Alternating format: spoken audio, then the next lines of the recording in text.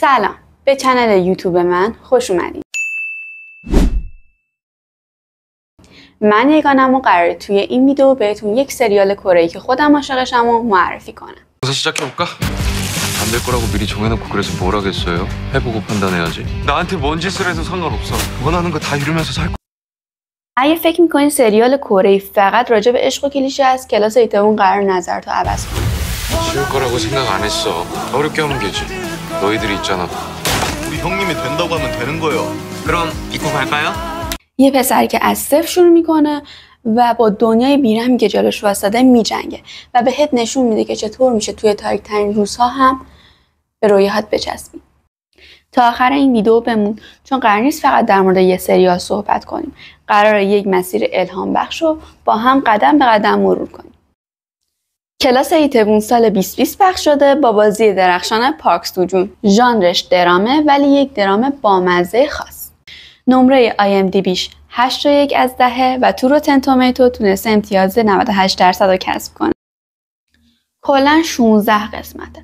داستانش هم در مورد یه پسر به اسم پارک سرویه که بعد از یه سری اتفاقات خیلی تلخ توی زندگیش تصمیم میگیره رستوران خودشو تو دل محله جذاب ایتبون راه بندازه. پارک سروی مرد سختی ها واقعا.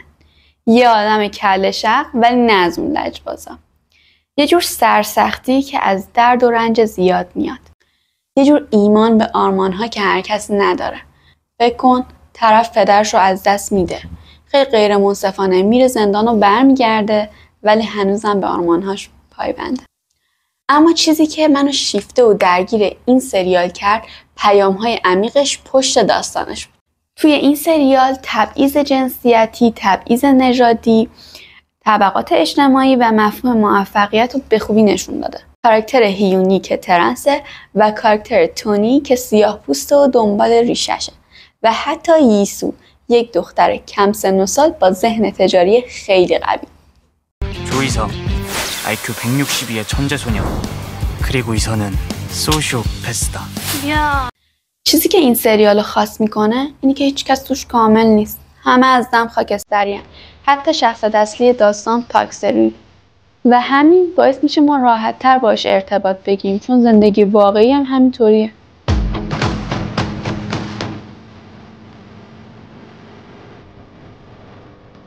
این سریال بیشتر یکی از بهترین سریال کره‌ای‌ای بود که من تا حالا دیدم. نه فقط به خاطر قصه‌اش، به خاطر حس قدرتی که بهت میده. انگار یه جوری میگه تو میتونی.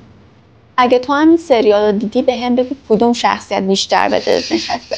اگه هم ندیدی به نظرم الان وقتشه. تا ویدیو بعدی، خدافظ.